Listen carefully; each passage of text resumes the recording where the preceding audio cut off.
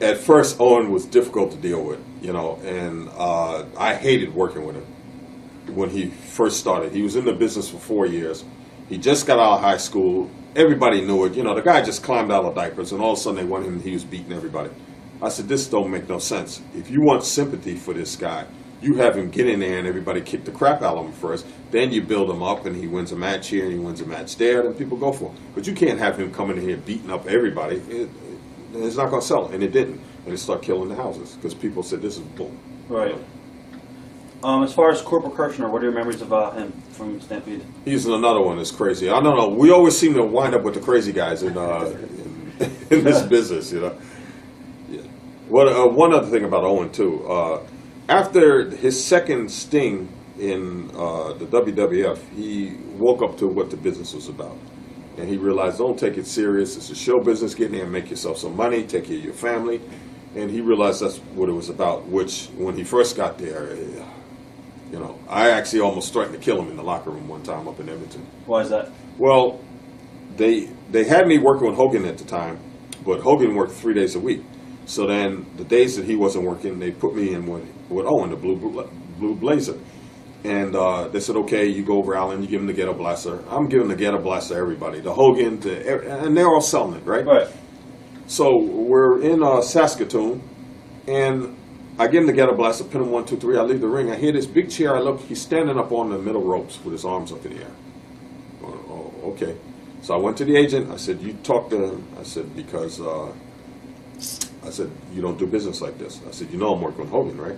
So they went and told him. I said, hey, Allen's working with the champ, man. What are you doing? You know.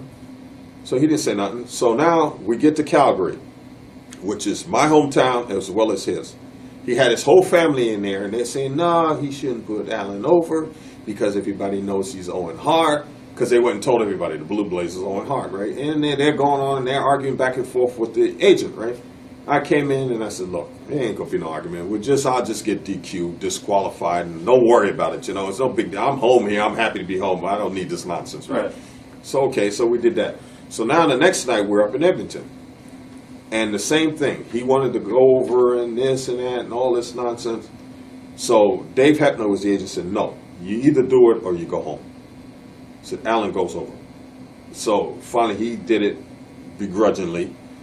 So now I go and I tell Earl, who's Dave's, because Dave was still refereeing then. I told Earl, I said, Earl, I'm telling you now, there won't be no misunderstanding because you're the referee. If he jumps up on those ropes now, I'm going to kick the crap out of him. Walked away.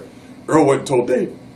They freaked out. Allen, you can't do that, you know. I'm telling you, I don't care what you say. I don't care if I get fired. I'm going to beat the crap out of him tonight, right? So sure enough, we get up there, give him the ghetto blaster, cover him, 1, 2, 3, go to leave. Well, he seen me. We're in that hockey ring there, the hockey arena where the... Saddle Dome? Yeah, not the Saddle Dome, the one in Edmonton. Yeah, the big building there. So he sees me go through the entrance, and I make a right. Well, when you make that right, there's a wall there. You can't see me. So he figured I left. He jumps up on the ropes, and there's this big cheer. And I look my head around. Okay. I walk back out. He's coming out the ring, and I hit him. Whack! Down he went. And I started putting the boots to him. Earl's trying to grab me. Allen, you're going to kill him. You know? So I went back, and I said, let that be a lesson to you. And I walked back and went back to the locker room. I went into the locker room, and I just gave it to him. I said, let me tell you something, you little punk. I said, if it wasn't for your dad, you'd be selling programs here. I said, what is this nonsense? We all have to put everybody over. I said, I had to put your brother over 1,000,000 times. You know, what is this nonsense, you know? But like I said, then years later, he learned what the business was about. He realized that, you know, you got to go.